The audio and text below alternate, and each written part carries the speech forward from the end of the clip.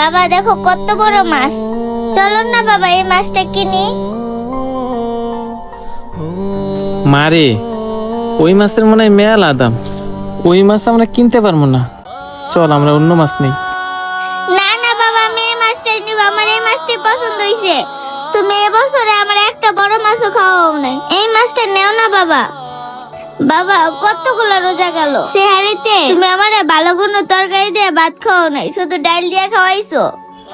বাবা ডাল দিয়ে ভাত খেয়ে রোজা রাখতে আমার অনেক কষ্ট হয়, তুমি নেও না এই বড় মাছটা। মেয়েটা যখন এত করে বলতেছে, একটু জিজ্ঞেস করে দেখি এই মাছটার দাম কত। ভাই, এই মাছটার দাম কত? ভাই কোন মাছটার কথা বললেন? এই মাছটা?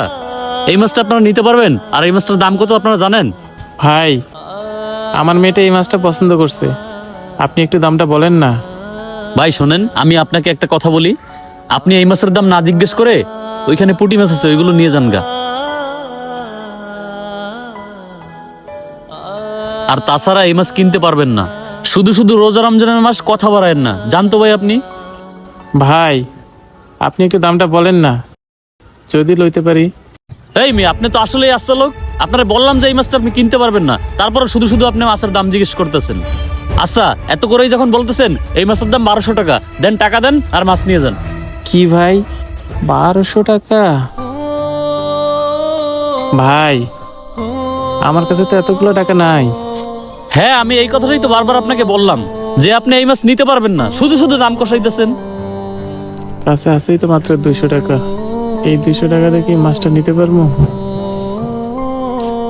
ভাই, আমার কাছে মাত্র 200 টাকাই আছে, আপনি এই মাছটা কাইটা এখান থেকে 200 টাকার মাছ দেন না ভাই। আমার মেয়েটা অনেক শখ করছে, আজকে সিঁড়িতে এই মাছটা দিয়ে ভাত খাবে। এখন কেমনটা লাগে?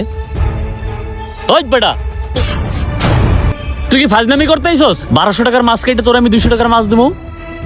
1200 টাকার মাছ কেটে তোর 200 টাকার মাছ দিলে বাকি মাছ কে কিনবে? তোর বাপে?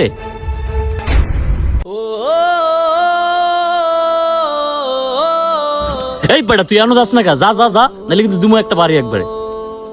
ভাই, এই বড় মাছটার দাম কত? ভাই বড় মাছ নিবেন? বেশি না, আপনার জন্য 1200 টাকা রাখবো। আচ্ছা ভাই, তাহলে ওই বড় মাছটা আমাকে দেন। আচ্ছা ঠিক আছে ভাই, দিতেছি।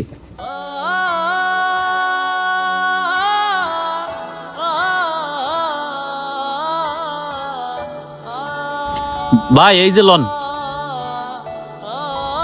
কিরে, তুই এখনো যাস নাই? আরে ভাই, আপনি এখানে?